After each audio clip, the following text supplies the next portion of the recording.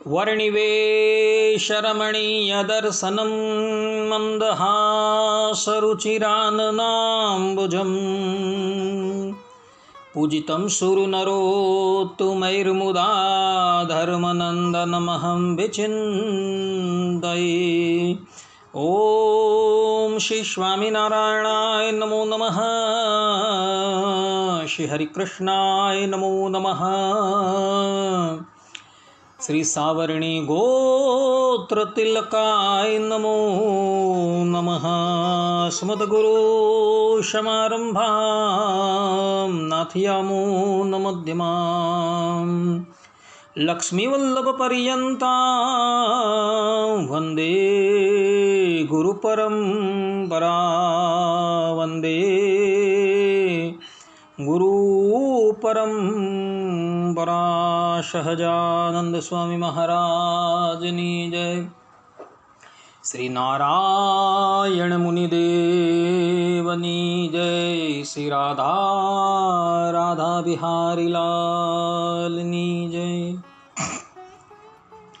हरिशरणम निखिल हरि प्रत्यनी कल्याणिकतान श्वेतर समस्त वस्तु विलक्षण अनंत कोटि ब्रह्मांड नायक श्रीदेवी भूदेवी नीलादेवी श्री राधा देवी समलंकृत सर्व अवताરના અવતારી સર્વ કારણના કારણ પરબ્રહ્મ પરમાત્મા ભગવાન શ્રી હરિની મહતી કૃપાથી આપણે બધા માનવ જીવનનો સર્વોત્કૃષ્ટ લાભ એવા સત્સંગને માટે ઉપસ્થિત થયા છીએ। ઉપસ્થિત થનારા બધા જ ભગવદ ભક્તની હૃદયની અંદર અપરોક્ષ રૂપે બિરાજમાન એવા જગત કારણ તત્વ પરબ્રહ્મ પરમાત્મા ભગવાન શ્રી હરિના ચરણની અંદર હું સાષ્ટાંગ દંડવત પ્રણામ કરી આજની આ દસમ સ્કંદની કથાનો શુભારંભ કરું છું।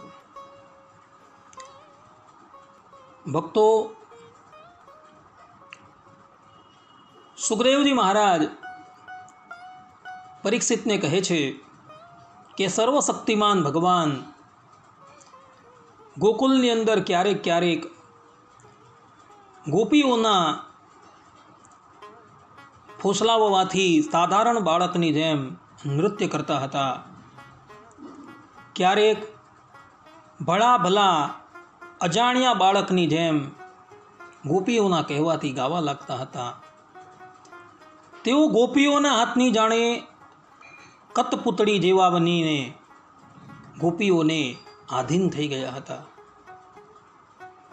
કોઈક વાર કોઈ કહેતું કે લાલા જરા પેલો પાટલો લઈ આવને, જરા પેલો બાજોઠ લઈ આવને, જરા પેલા તોલવાના બાંટ, ક્યારેક પેલી પાદુકા લાવને, તો લાલજી લઈ આવતા હતા। તો ક્યારેક પોતાના ભક્તોને પ્રસન્ન કરવા પહેલવાનની જેમ સાથળ ઉપર હાથ ઠોકતા હતા। આ પ્રમાણે સર્વશક્તિમાન ભગવાન પોતાની બાળ લીલાઓથી વ્રજવાસીઓને આનંદ આપતા હતા અને સંસારમાં જે લોકો તેમના રહસ્યને જાણનારા છે તેમને એ દેખાડતા હતા કે હું મારા સેવકોના વશની અંદર છું। દર્શયંસ તદ વિદામ લોક આત્માનો ભૃત્યવશ્યતામ। ભગવાન આ લીલા દ્વારા એવું બતાવે છે કે હું મારા ભક્તોના હાથે વહેંચાઈ ગયો છું।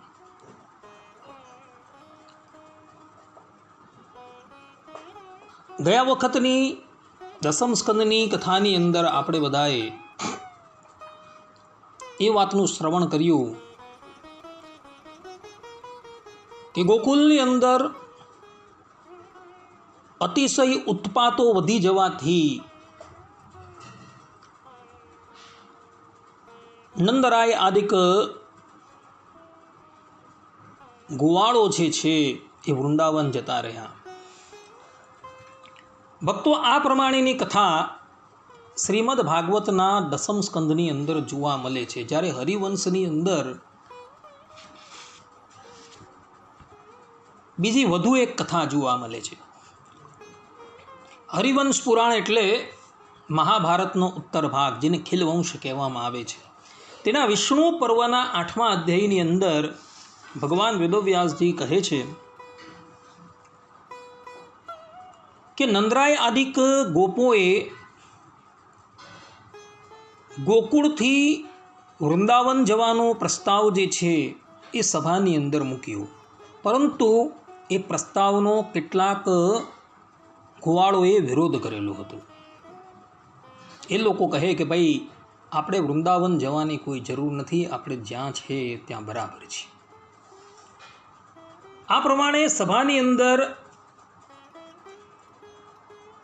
કેટલાક ગોવાળોએ નંદરાયજીની વાતનો વિરોધ કરેલો હતો અને એને લઈને ગોકુળથી વૃંદાવન જવાનું મોકૂફ રહ્યું હતું.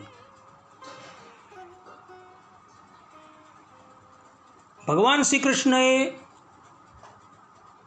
અને બલરામજીએ ગોકુળથી વૃંદાવન જવું હતું, પરંતુ કેટલાક લોકોની વૃંદાવન આવવામાં મરજી ન હતી, એટલે ભગવાન શ્રી કૃષ્ણએ પોતાના શ્રી અંગમાંથી વરુની સૃષ્ટિ કરી, અર્થાત કે પોતાના શરીરમાંથી એમણે ભયાનક વરુઓ પ્રગટ કર્યા અને રાત્રિને વિશે એ બધા જ વરુઓ જે છે એ ગોકુલની અંદર ઉત્પાત મચાવવા લાગ્યા. કેટલાક વરુઓ ગોપ ગોવાળો રાતના સૂતા હોય તો એના પર હુમલો કરતા હતા, કેટલાક ગાયો પર હુમલો કરતા હતા. આમને આમ કેટલા દિવસ ચાલ્યું એટલે પેલા જે ગોકુળથી વૃંદાવન જવાની મનાઈ કરતા હતા એ બધા જ લોકો એક સ્વરે કહેવા લાગ્યા કે ભાઈ હવે આ સ્થાન જે છે એ આપણે રહેવાને યોગ્ય નથી રહ્યું, માટે આપણે બધા અહીંથી હવે વૃંદાવન જઈએ. આ પ્રમાણે સર્વસંમતિથી ગોકુલથી વૃંદાવન જવાની વાત જ્યારે નક્કી થઈ ત્યારે ભગવાન શ્રી કૃષ્ણ એ બધા જ વરુઓને પોતાના સ્વરૂપની અંદર પાછા લીન કરી દે છે. અને પછી ભગવાન શ્રી કૃષ્ણ, બળદેવજી, નંદરાયજી અને બધા જ ગોવાળો જે છે એ ત્યાંથી એટલે કે ગોકુળથી વૃંદાવન જાય છે. આ લીલા જે છે એ હરિવંશની અંદર ભક્તો આવે છે. હરિવંશ એક માન્ય પ્રબંધ છે, એટલે એ લીલા પણ આપણે ગ્રહણ કરવાની છે. નંદરાયજી આદિક ગોવાળો ગોકુલથી વૃંદાવન પધારેલા છે. બધાએ પોતાને રહેવા માટે આવાસ જે છે એ બનાવી દીધો છે. ગાયોને રહેવા માટે પણ એ લોકોએ આવાસ બનાવી દીધો છે.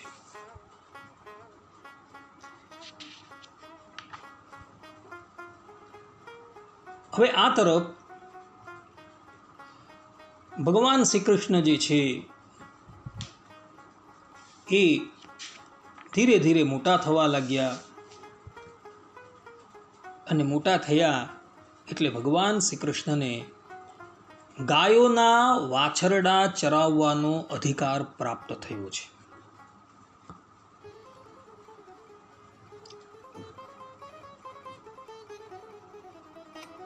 કારતક સુધી 9મીનો દિવસ, આ દિવસે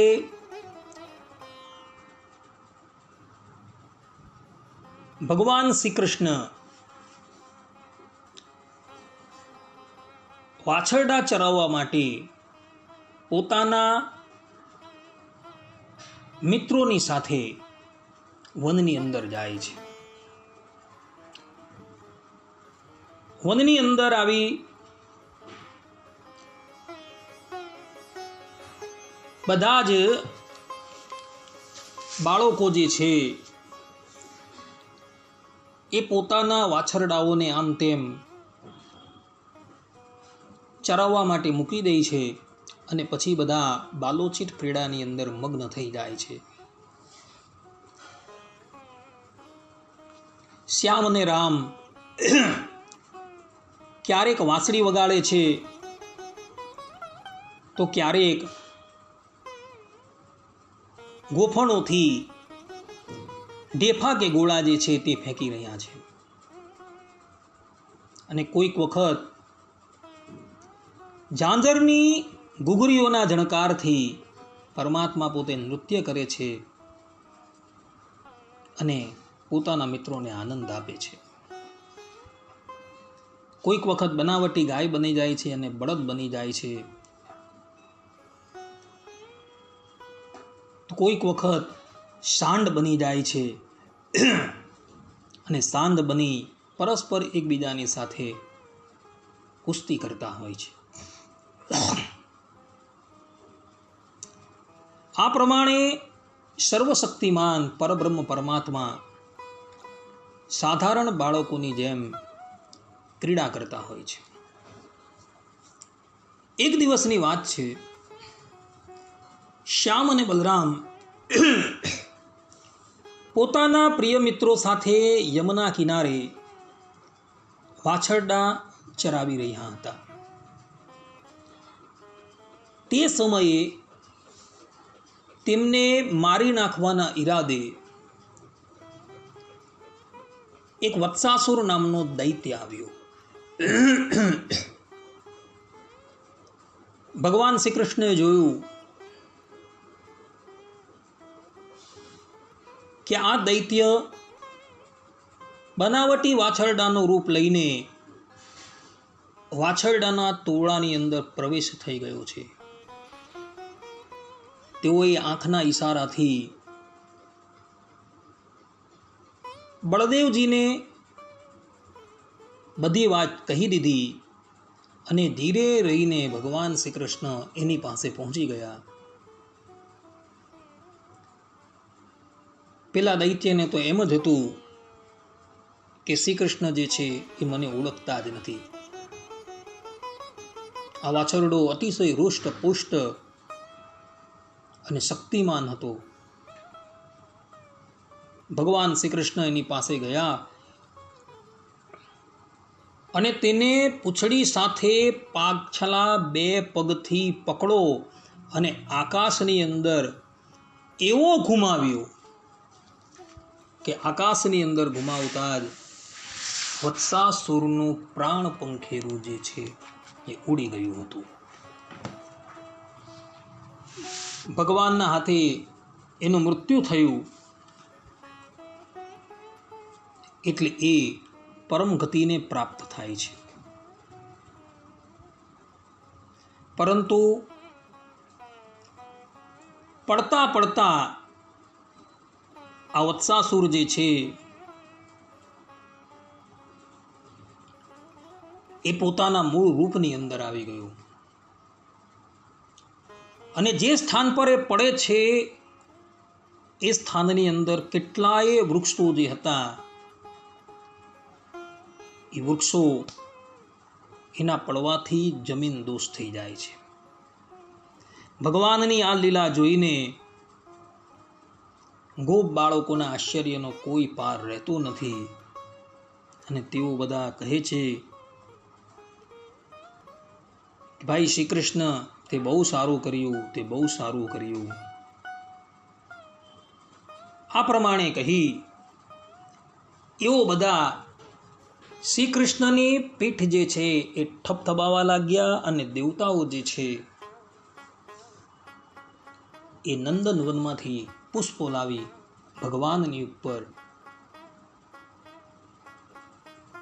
ફેંકવા લાગ્યા. અર્થાત કે ભગવાનને એવો પુષ્પથી વધાવવા લાગ્યા. ભક્તો, આ વત્સાસુર દૈત્ય જે છે ને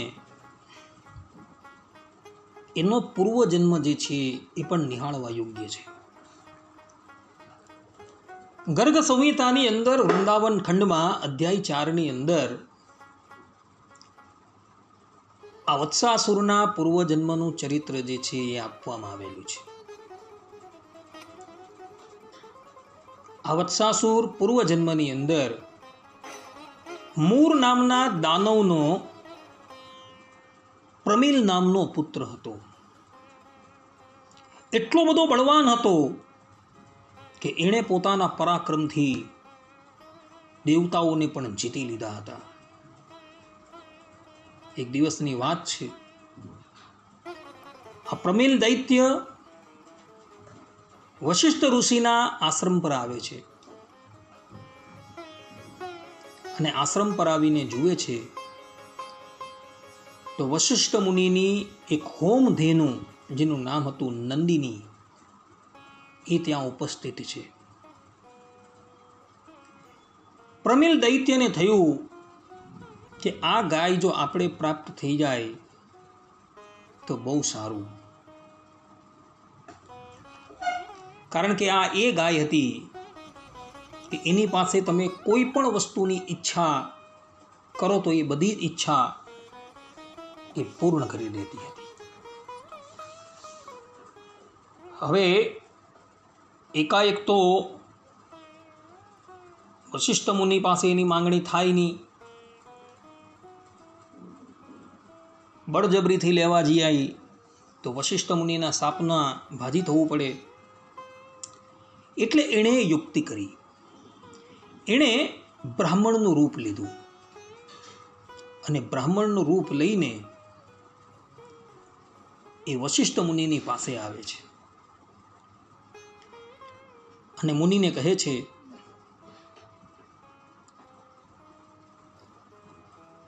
કે પ્રભુ, અમારે આ નંદીની ગાય જોઈએ છે, તો કૃપા કરીને આપ અમને એ પ્રદાન કરો. મહર્ષિ વશિષ્ઠ દિવ્યદર્શી હતા, એવો સર્વજ્ઞ હતા, એટલે એ આ પ્રમિલ દૈત્યની બધી જ કુયુક્તિ જે છે એ જાણી ગયા. પરંતુ એવો કંઈ બોલ્યા નહીં, એવો મૌન જ રહ્યા.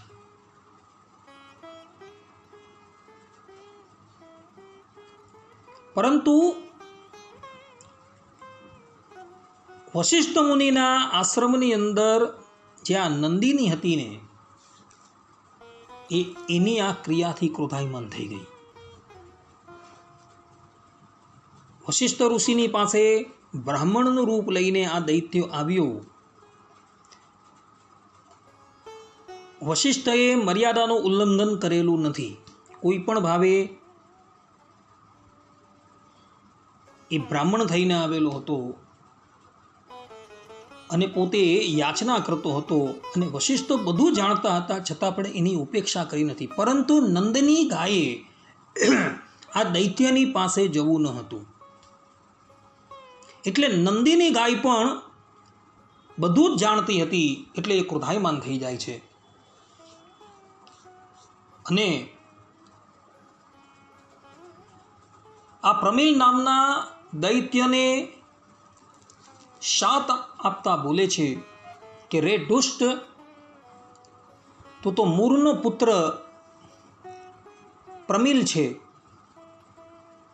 અને આ પ્રમાણે બ્રાહ્મણનું રૂપ લઈને તું મારું અપહરણ કરવા માટે આવેલો છે. માટે જા, હું તને શાપ આપું છું કે તું ગાયનું વાછરડું બની જા. નંદિની ગાયે કેવલ આ પ્રમાણે કહ્યું એટલે આ પ્રમિલ નામનો દૈત્ય જે છે એ ગાયનું વાછરડું બની ગયું. તે પછી આ પ્રમિલને પોતાની કરણીની ઉપર અતિશય પશ્ચાતાપ થયો.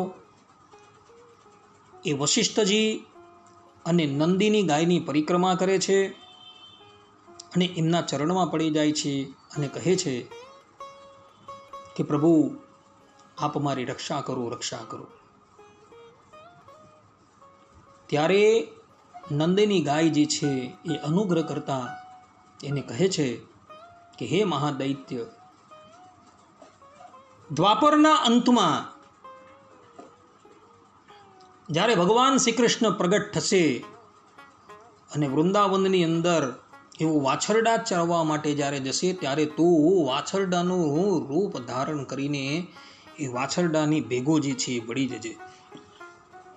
અર્થાત કે શ્રી કૃષ્ણ ભગવાનને મારવાના ઈરાદાથી તો વાછરડાની ભેગો જે છે એ ભળી જશે ત્યારે ભગવાન શ્રી કૃષ્ણ જે છે તને ઓળખી જશે અને તારો ઉદ્ધાર કરશે.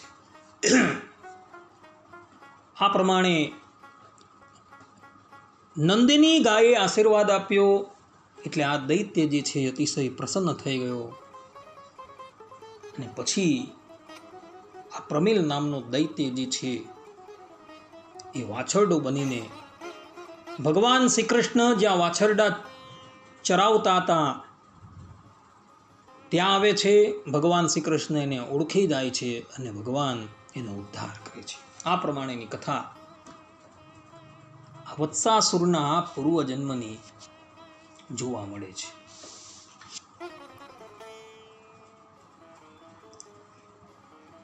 તે પછી એક દિવસની વાત છે.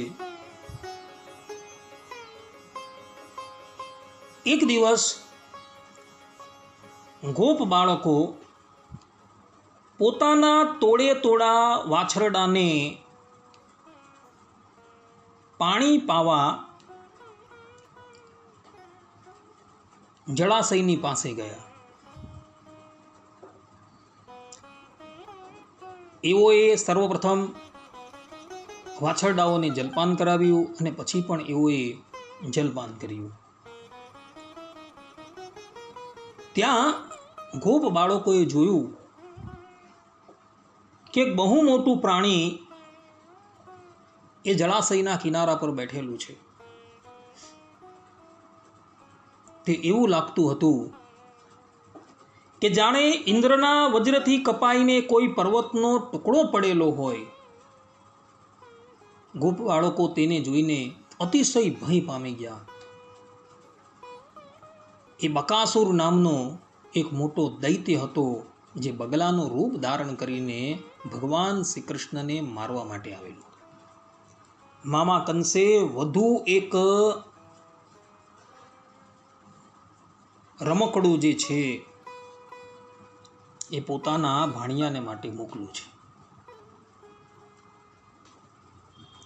આ બગલાની ચાંચ જે છે એ બહુ લાંબી હતી અને તીક્ષ્ણ હતી અને પોતે પણ એટલો બધો બળવાન હતો કે જેની કોઈ વાત નહીં. અને આવી સીધો શ્રી કૃષ્ણ ભગવાનને ગળી જ જાય છે.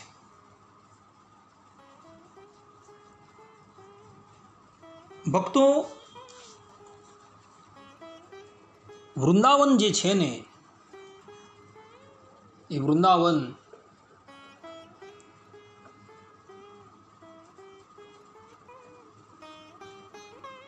ભક્તની ભૂમિ છે. વૃંદાવન યમુના પુલિન પર આવેલું છે અને યમુના જે છે એ ભક્તિનું સ્વરૂપ છે. બગલો જે છે એ પાખંડનું પ્રતીક છે. ભક્તિની અંદર ક્યારેય પણ પાખંડ ન ચાલે. ભક્તિના કિનારે ક્યારેય પણ પાખંડ ન ચાલે.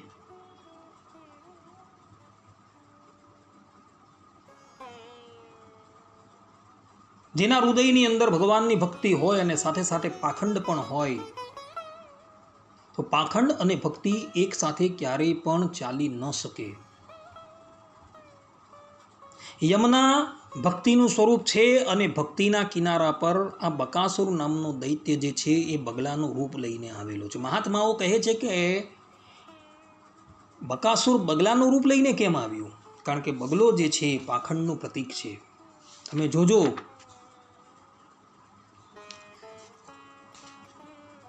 તળાવ કે નદીના કિનારા પર બગલો જે છે એ ઊભો રહ્યો હોય છે. એક પગે ઊભો રહ્યો હોય છે. બધાને એમ જ કે ભાઈ બગલાભાઈ જે છે એ તપસ્યા કરવા માટે ઊભા રહ્યા છે. એનું વર્ણન તમે જોજો, હંસના જેવો શ્વેત હશે. પરંતુ જ્યાં જળાશયની અંદર એ માછલીને જુએ છે ને ત્યાં તરત માછલીને પકડી લે છે.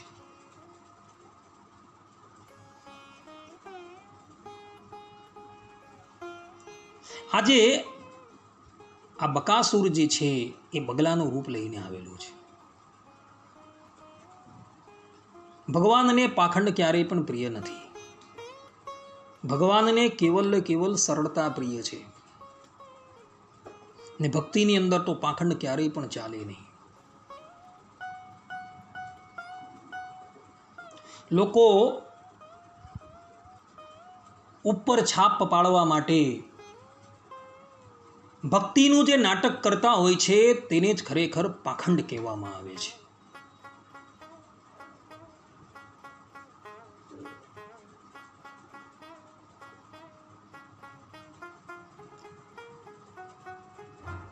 લોકોને બહારથી બતાવે છે કે હું બહુ મોટો ભક્ત છું, પરંતુ અંદર તો એટલા બધા કામ છે, ક્રોધ છે, લોભ છે, એના વસેલા હોય છે કે જેની કોઈ વાત નહીં. ભક્તિની અંદર ક્યારેય પણ દંભ ન ચાલે. ભગવાનને સરળતા પ્રિય છે. મહાભારતની અંદર સ્પષ્ટ રૂપે ઉલ્લેખ છે કે એક બાજુ કોઈ વેદનો પાઠ કરતો હોય અને બીજી બાજુ કોઈ સરળ રહેતો હોય તો સરળ જે છે એ શ્રેષ્ઠ છે. ભલે એ ઓછું ભણેલો છે, પરંતુ એ સરળ છે, કપટ વિનાનો છે, દંભ વગરનો છે, તો એ શ્રેષ્ઠ છે.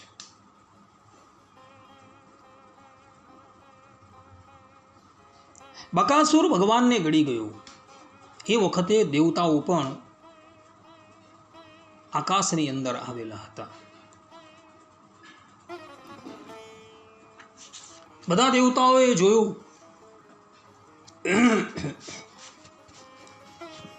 કે આ બકાસુરે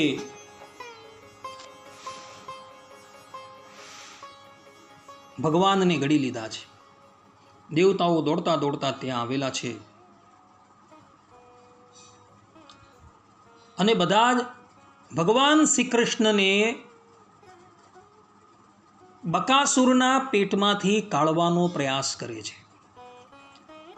યમરાજે યમદંડ જે છે એ બકાસુરની ઉપર ચલાવ્યો, પરંતુ યમદંડ તૂટી ગયો છે, પણ બકાસુરને કોઈ પણ જાતની હાનિ થઈ નથી. આ વાત જે છે ભક્તો ગર્ગ સંહિતાના વૃંદાવન ખંડના અધ્યાય 5માં લખેલી છે. ભાગવતની અંદર બકાસુર વધનું બહુ સંક્ષિપ્તમાં વર્ણન છે, પરંતુ ગર્ગ સંહિતામાં વિસ્તારથી એનું વર્ણન આપેલું છે.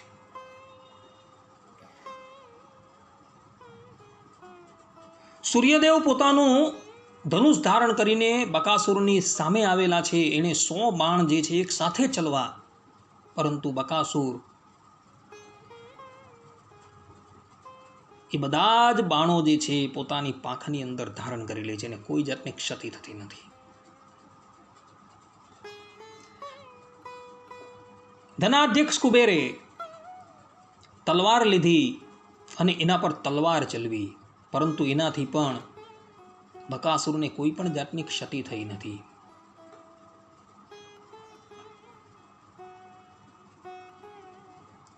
કુબેરે ચલાવેલી તલવારથી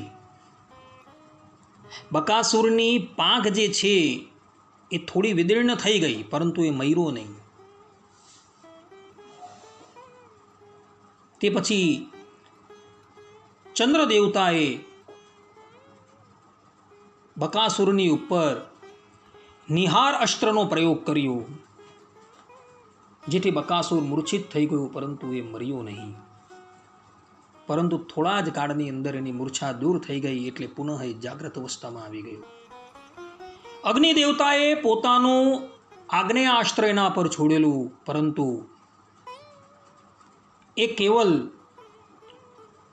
બકાસુરના શરીરની ઉપર જે કેટલાક રોમ હતા એને જ બાળી શક્યું, પરંતુ બકાસુરનો નાશ ન કરી શક્યું. વરુણદેવે એને પાસથી બાંધીને ધરતી પર ઘસડવાનો પ્રયાસ કર્યો, છતાં પણ એ બકાસુર ભગવાન શ્રી કૃષ્ણને બહાર કાઢતો નથી. ત્યારબાદ ભદ્રકાલી દેવી આવ્યા અને એમણે ગદાનો પ્રહાર કર્યો. એ ગદાના પ્રહારથી બકાસુર મૂર્છિત થઈ ગયો, પરંતુ મૃત્યુ ન પામ્યો.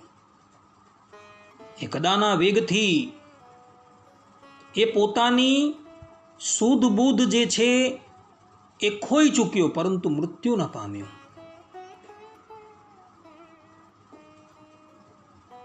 પરંતુ એ પાછો ઊભો થઈ ગયો. કાર્તિકેયે પોતાની શક્તિ એના પર ચલવી, જેનાથી એ બકાસુરનો એક પગ જે છે એ ભાંગી ગયો, પરંતુ એ મૃત્યુ ન પામ્યો.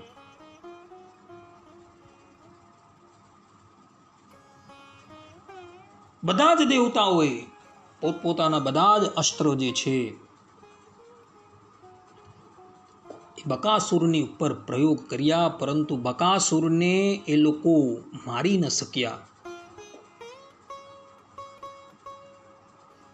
તે સમયે બધા જ દેવતાઓ, દેવર્ષિઓ, બ્રહ્મર્ષિઓ તે આકાશ મંડળની અંદર હતા. ઋષિમુનિઓ છે, બ્રહ્મર્ષિઓ છે, દેવર્ષિઓ ભગવાનની પ્રાર્થના કરવા લાગ્યા કે હે પ્રભુ, આપે આ દૈત્યને ખૂબ રમાડેલો છે, માટે હવે આપ આ દૈત્યના મુખમાંથી બહાર આવી જાઓ અને એનો વિનાશ કરો. ઋષિઓની પ્રાર્થના સાંભળી ભગવાન શ્રી કૃષ્ણએ પોતાનું શરીર જે છે એ અતિશય વધાર્યું, અને વધારતા વધારતા એટલું વધાર્યું કે બકાસુરનો કંઠ જે છે એ ભગવાનના શરીરના વિસ્તારથી રૂંધાઈ જવા લાગ્યો. એટલે એણે ભગવાન શ્રી કૃષ્ણને પોતાના શરીરમાંથી બહાર કાઢી નાખ્યા. હવે ભગવાન શ્રી કૃષ્ણ બકાસુરના શરીરમાંથી બહાર આવ્યા છે. પુનઃ ભગવાનને પકડવા માટે આ બકાસુર જે છે એની પાસે જાય છે. ત્યારે ભગવાન શ્રી કૃષ્ણએ તરત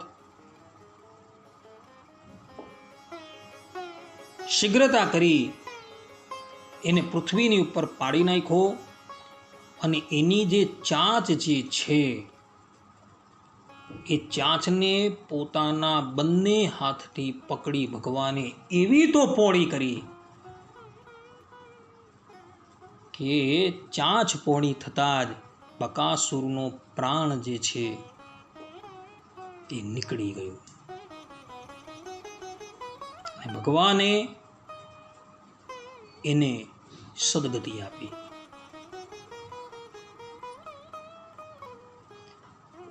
જે પ્રમાણે હાથી વૃક્ષની શાખાને ચીરી નાખે છે, એ જ પ્રમાણે ભગવાન શ્રી કૃષ્ણએ એ બકાસુરને ચીરી નાખેલો હતો. આ પ્રમાણે યમના જે ભક્તિનું સ્વરૂપ છે,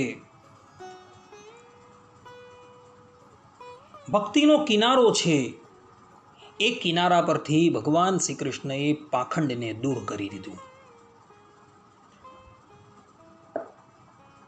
ભક્તો, આ બકાસુરનો પૂર્વજન્મ જે છે એ પણ અવલોકન કરવા યોગ્ય છે. ગર્ગ સંહિતાની અંદર વૃંદાવન ખંડના 5મા અધ્યાયની અંદર બકાસુરના પૂર્વજન્મ વિશે ગર્ગાચાર્યજી પોતે લખી રહ્યા છે કે આ બકાસુર જે છે એ પૂર્વજન્મની અંદર હયગ્રીવ નામના દૈત્યનો ઉત્કલ નામનો પુત્ર હતો. એણે સમરાંગણની અંદર સમસ્ત દેવતાઓને પરાસ્ત કરી દીધા હતા. દેવરાજ ઇન્દ્રનું છત્ર પણ જે છે એ એણે છીનવી લીધેલું હતું. અનેકો મનુષ્ય, અનેકો રાજાઓને પણ એણે મોતને ઘાટ ઉતારી દીધેલા હતા. એની બધી જ સંપત્તિઓ જે છે એણે હરણ કરી લીધેલી હતી. અને પોતે એક સાર્વભૌમ ચક્રવર્તી સમ્રાટનું પદ જે છે એ ભોગવતો હતો. એક દિવસની વાત છે,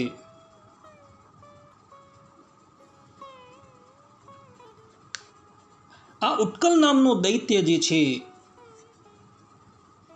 એ આમ તેમ વિચરણ કરતા ગંગા સાગરના સંગમ પર આવેલા જાજલી મુનિના આશ્રમમાં આવ્યો.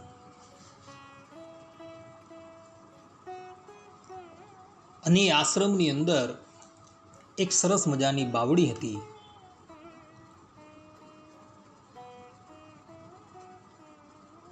અને બાવડીની અંદર જે માછલીઓ હતી એ માછલીને પકડવા લાગ્યો. જાજલી ઋષિએ એને સ્પષ્ટ રૂપે મનાઈ કરી કે ઉત્કલ, તું આ કાર્યથી નિવૃત્ત થા. પરંતુ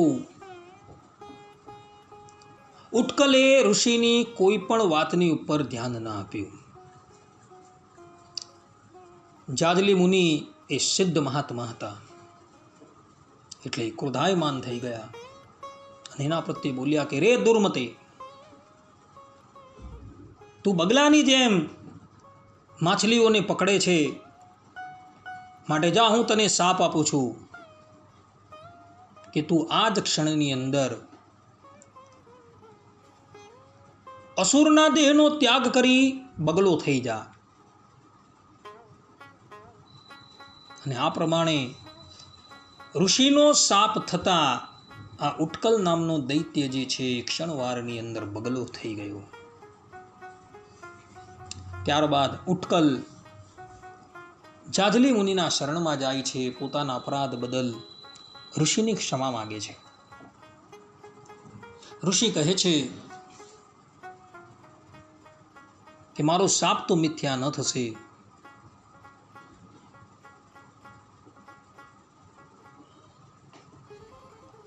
તારે બગલાનું રૂપ તો ધારણ કરવું જ પડશે, પરંતુ હું તને એક આશીર્વાદ આપું છું કે આ બગલાની યોનિની અંદર પણ તારો ઉદ્ધાર કરવા માટે ભગવાન આવશે. અર્થાત કે ભગવાનના હાથે તારો ઉદ્ધાર થશે અને ભગવાનના હાથે તારું મૃત્યુ થતા તને પરમ ગતિની પ્રાપ્તિ થશે. આ પ્રમાણે આશીર્વાદ આપે છે. અને પછી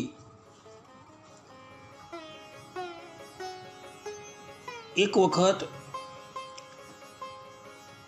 કંસરાય જ્યારે દિગ્વિજય કરતા પૃથ્વી પર ફરી રહ્યા હોય છે, ત્યારે પોતાની દિગ્વિજય યાત્રાની અંદર કંસરાય જે છે એ આ બકાસુરને હરાવી દે છે અને એને પોતાનો સેવક કરી દે છે.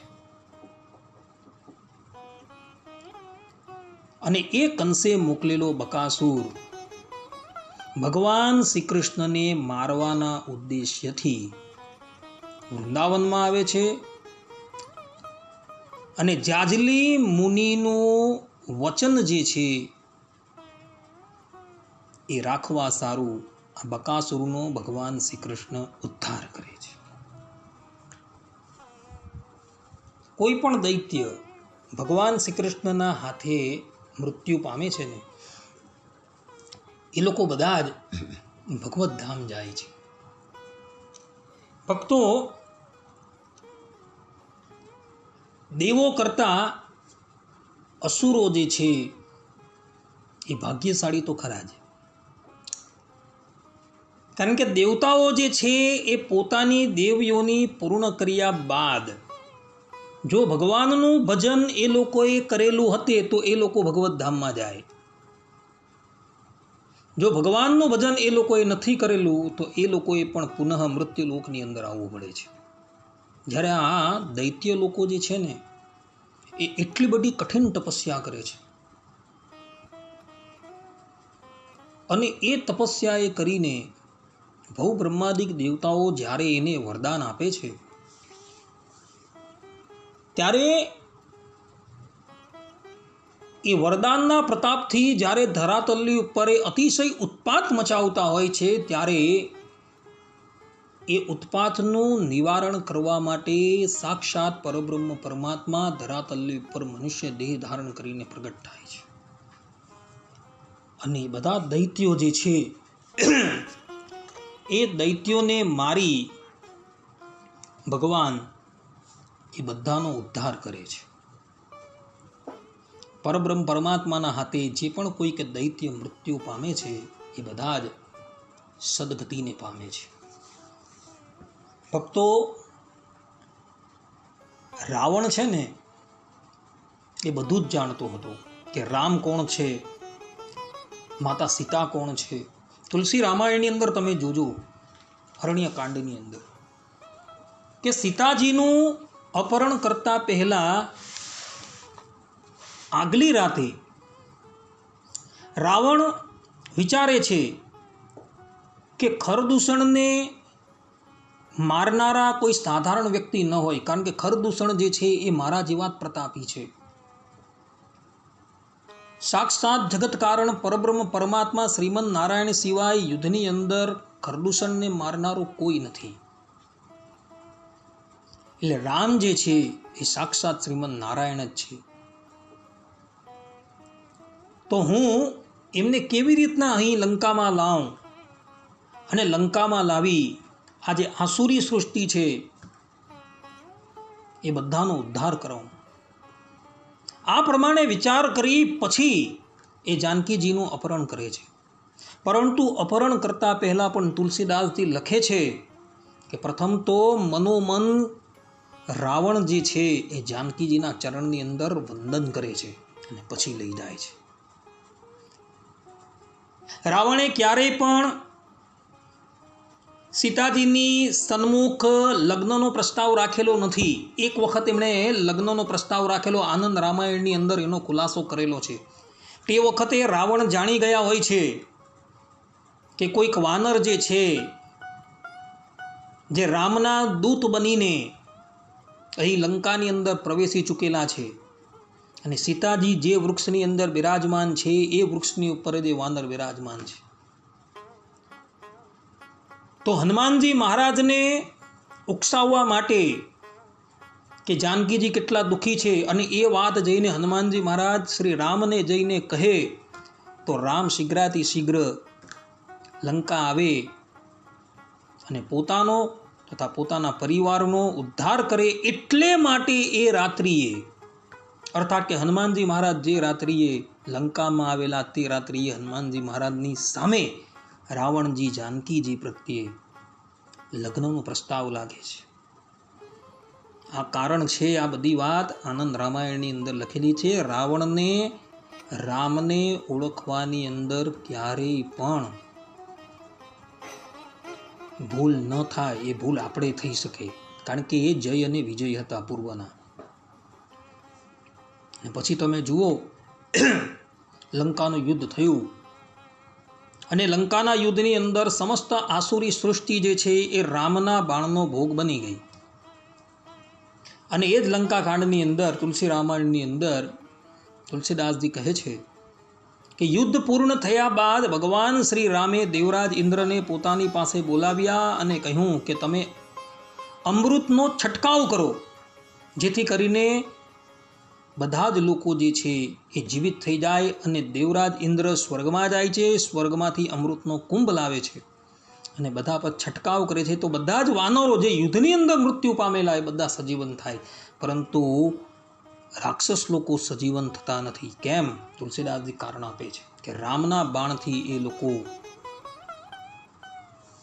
પરલોકવાસી થયા હતા અને રામને જોતા જોતા એ લોકો પરલોકવાસી થયા હતા.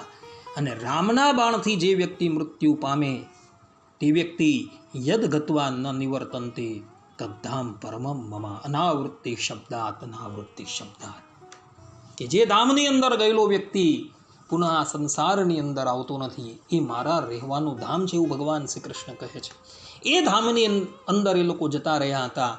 કે જે ધામની અંદર ગયેલું આ સંસારમાં ક્યારેય પણ નથી આવતું. એટલે કોઈ પણ રાક્ષસો અમૃતના છંટકાવથી સજીવન થતા નથી. એટલે ભગવાનના હાથે આજે વત્સાસુર અને બકાસુર જે છે એ મૃત્યુ પામેલા છે અને એઓ બધા ભગવાનના ધામની અંદર જતા રહે છે. આ પ્રમાણે શ્રીમદ ભાગવતની અંદર